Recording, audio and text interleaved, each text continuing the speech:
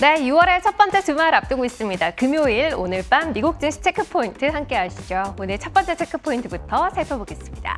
오늘 준비한 첫 번째 체크포인트는 마이크로소프트와 애플에 대한 이야기입니다. 이번 주 시장을 되돌아봤을 때 기록이라는 측면에서 가장 기억에 남는 건 엔비디아이죠. 시총 1조 달러대 진입을 앞두고서 등락하고 있는 상황인데요.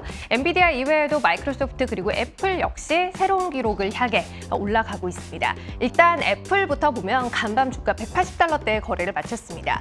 지난 2022년 1월에 기록했던 최고가가 181달러대예요. 이제 최고가까지 1달러 정도밖에 남겨두지 않고 있는 상황이고요. 시총은 3조 달러에 거의 육박하고 있습니다. 2위에 시총 2위에 올라 있는 마이크로소프트 역시 마찬가지의 흐름인데요. 지난밤 주가는 332달러까지 올랐습니다. 지난 2021년의 최고가가 344달러였어요. 역시 12달러 정도밖에 차이가 나지 않는 상황입니다. 지난해 금리 인상 구간에서 사실 마이크로소프트도 그렇고 애플도 그렇고 빅테크 종목들 일제히 고점 대비 낙폭이 꽤 있었습니다만 최근 이렇게 쭉 회복한 이유 여러 가지 꼽을 수 있을 것 같아요. 경기 둔화에 대한 걱정이 있는 구간에서 이들이 비교적 안전한 투자처, 피난처로서의 역할을 할 것이다라는 기대감이 일단 있었을 테고요. 이외에도 최근에 AI 열풍과 맞물려서 테크 종목들에 대한 관심이 높아진 건 역시 이유 가운데 하나로 꼽을 수 있을 것 같습니다. 이외 또다시 다른 이유를 찾아보자면 금리 인상 사이클이 이제는 종료될 때가 가까워지지 않았을까라는 기대감도 이들 주가를 끌어올리는 동력으로 작용한 걸로 보이죠. 어쨌든 간에 최근에 이 분위기를 보면 좀 다른 시각에서의 이야기들도 적지 않이 나오고 있죠. 엔비디아에 대해서 밸류에이션에 대한 논란을 이야기하고 있기도 하고요. 또 역사적인 흐름 그리고 계절적인 흐름을 봤을 때 나스닥이 보여왔던 차별화된 강세의 흐름이 이제는 좀 멈출 때가 됐다. 조정의 영역에 근접하고 있다라는 이야기들도 나오고 있습니다. 아직은 어느 쪽으로 결론이 나지 않은 이야기들일 뿐인데요. 어느 쪽으로 결론이 나게 될지와 관련해서 앞서 보여드렸던 마이크로소프트 그리고 애플이 과연 사상 최고가를 치고 갈 수 있을지 여부가 시장의 향방에 있어 중요한 포인트가 되지 않을까 싶어요. 지켜보시면 좋을 것 같고요. 이외에 애플 관련해서는 다음 주 월요일이죠. 5일에 열릴 개발자 컨퍼런스 예정돼 있습니다. 여기서 MR, 혼합현실 헤드셋을 공개할 예정이라는 것도 관련된 종목들 움직임 관련해서 챙겨보시면 좋을 것 같아요. 자, 두 번째 체크 포인트로 넘어가도록 하겠습니다. 기술주, 특히 빅테크 종목들이 강세를 보였던 이유 가운데 하나로 연준의 금리 인상 사이클이 곧 종료되지 않을까라는 기대가 시장에 일부 있다라는 이야기를 드렸는데요.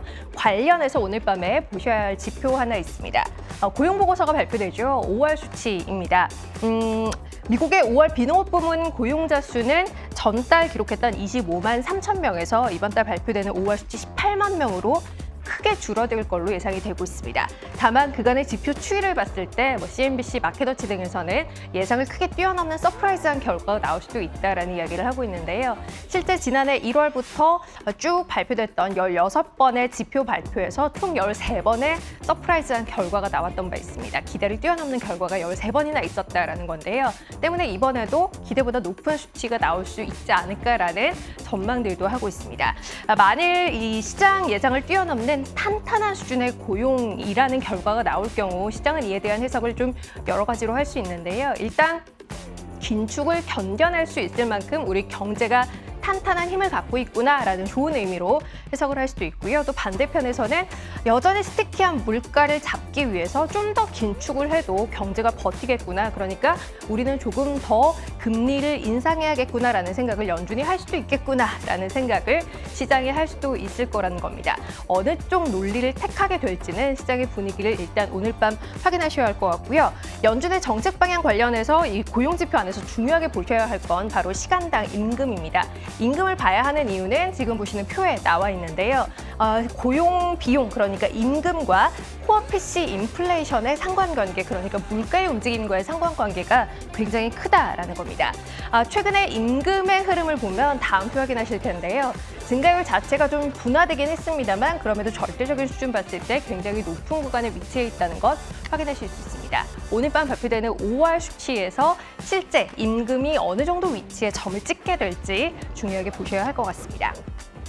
이외에 현지 시각으로 4일입니다. 일요일에는 오펙 플러스 정례 회의가 예정돼 있는데요. 로이터는 이번 회의에서 추가 감산 결정은 이루어지지 않을 거다라고 이야기했습니다. 골드만삭스 역시 비슷한 이야기를 했습니다만 유가가 80달러를 넘어선다면 이후 추가 감산에 나설 가능성은 열려 있다라고 이야기했어요. 현재 국제 유가는 70달러 초중반대 머물러 있다는 것까지 짚어드리겠습니다. 오늘 밤 미국 증시 체크 포인트였습니다.